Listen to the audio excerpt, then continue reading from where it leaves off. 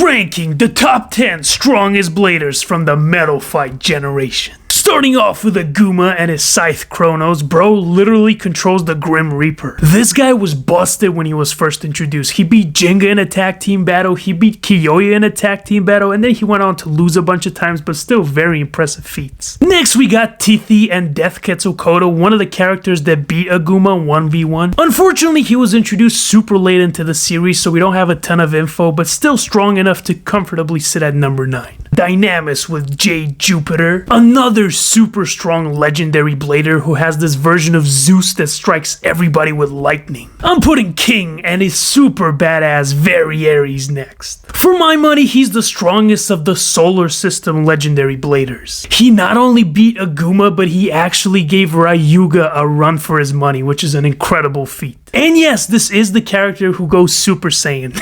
I got my boy Chris next with the almighty Phantom Orion. He's the weakest of the 4 Seasons legendary bladers, but he had an easier fight against Masamune than King, so in my mind, he's a little bit stronger. Surprise, surprise, who thought Kenta would make it at number 5, bro? Once he acquired the legendary power from Ryuga and Sagittarius evolved, he had his own Super Saiyan transformation. Probably the most underestimated character by literally everybody, but he proved them all wrong. And number 4, we got my personal favorite character, Kiyoya and Fang Leon. An absolute goat. He not only got his revenge against Aguma, he also went on to defeat a lot of the other legendary bladers kind of off screen at the end. But hey, still counts. Very few characters can go against Leon. We are finally entering big boy territory. This top 3 is a notch above the rest. The Lightning Emperor himself, Ryuga and El Drago Destructor. This is most people's favorite character, and it's very easy to see why. He was able to easily destroy all of the main villains of Season 2 and has only ever lost to the main character and the final ultimate main villain.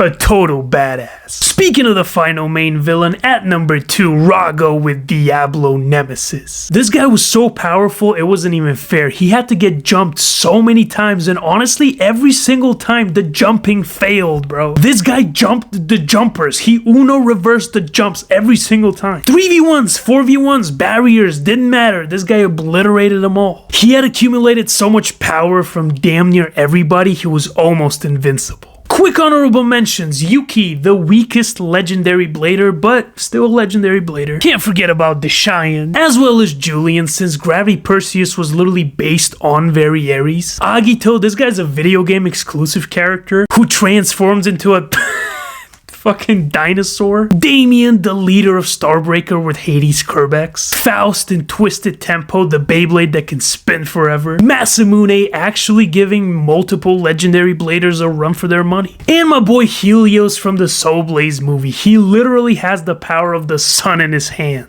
And at number 1, of course it was Jinga and Pegasus. Now individually, even by the end of the series, I'd probably say he's still a little weaker than Ryuga. But since he's the main character, obviously he can use the power of friendship mumbo jumbo, and by being able to utilize that combined power, he was the one that ended up beating Nemesis, which pretty much solidified him as the strongest blader. Do you agree with the list, or will you shuffle any characters around? Let me know in the comments.